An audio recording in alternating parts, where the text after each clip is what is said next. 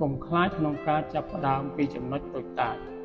តើអ្នកធ្លាប់អង្គុយសម្លឹងមើលភាពជោគជ័យរបស់អ្នកដទៃ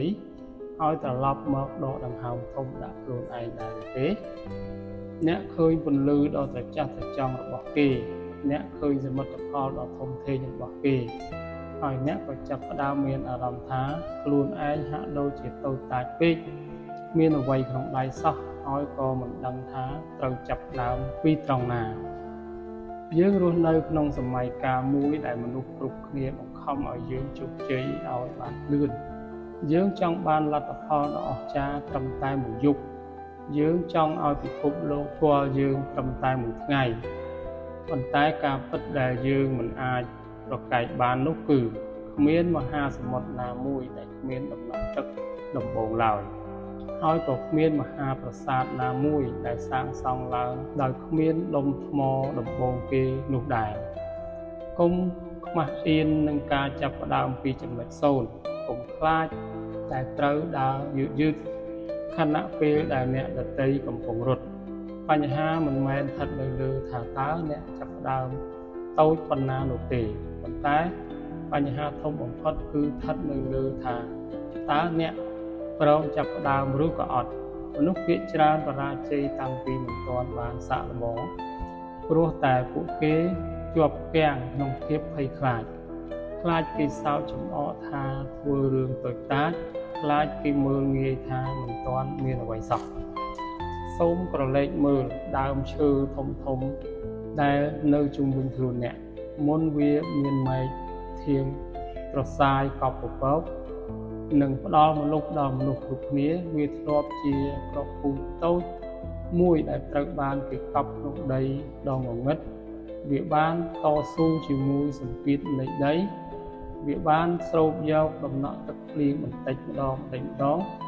ហើយភាពអត់ធ្មត់បំផុតរហូតដល់វាអាចដុះចេញជាពន្លកនិងលូតលាស់ជារៀងរាល់ថ្ងៃប្រសិនបើគ្រាប់ពូជនោះខ្លាចភាពងងឹតឬខ្លាចសម្ពាធដែលនៅជុំវិញខ្លួនវានឹងគ្មានថ្ងៃខ្លាយជាដើមឈើដ៏រឹងមាំបានឡើយការចាប់ផ្ដើមតូចគឺជាឱកាសមាសដែលផ្ដល់ឲ្យអ្នកនៅការរៀនសូត្រវាផ្ដល់ពេលវេលាឲ្យអ្នកវឹកហាត់សមត្ថភាពផ្ដល់ឱកាសឲ្យអ្នកស្គាល់ពីកំហុសនិងពង្រឹងភាព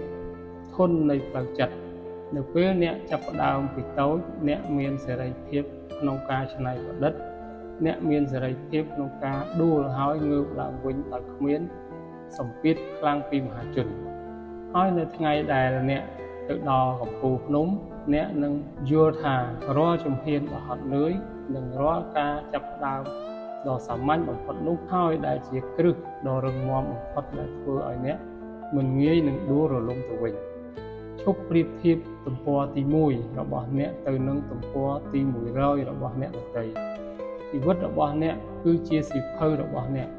មិនចាំបាច់មានអ្វីគ្រប់យ៉ាងក្នុងដៃ